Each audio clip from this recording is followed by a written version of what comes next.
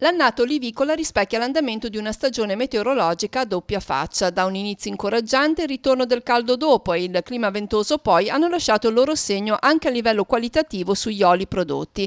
La situazione si è rispecchiata nelle classifiche del 25° concorso olio d'oliva e oliveti, concluso a Levi con la cerimonia di premiazione. Nel caso specifico di quest'anno, infatti, la provincia di Spezia, che con quella di Genova compone il premio, è stata più fortunata e ha potuto esporre degli oli, portare degli oli organoletticamente più in ordine e molto piacevoli, che infatti, pur essendo anonimi, hanno vinto.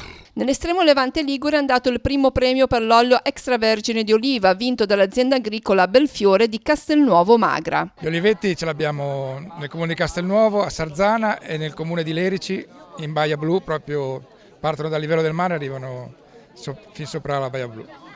Un olio proprio vicino al mare. Sì, un olio molto vicino al mare, la Baia Blu c'è una vista splendida, si vede Porto Venere, è una cosa fantastica. Sempre nello spezzino anche la medaglia d'oro per il miglior DOP conquistata dall'azienda Lucchi e Guastalli di Santo Stefano Magra. Abbiamo una varietà pregiata, la razzola, che è tipica della nostra zona, l'abbiamo valorizzata con la DOP ed è una grande soddisfazione. Io prima di fare il frantoiano facevo il tecnico in questa zona, conosco le varietà di questa zona, lavagnina e pignola, che sono gli oli di queste parti, e qui l'olio è un pochino più dolce, più maturo, più delicato.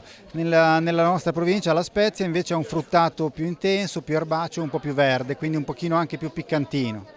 Nel Tiguli invece è stato assegnato il premio istituito per la prima volta per lobbista nella cura dell'uliveto, andato ad un veterano, Giorgio Merione di Zerli Anè. Nel 2005 mi hanno premiato con la medaglia d'argento, nel 2014 con la medaglia d'oro e ora qua a Cuppa, così bevo. E le olive dove ce l'ha?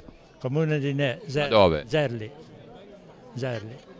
Per quello che le ho io buono.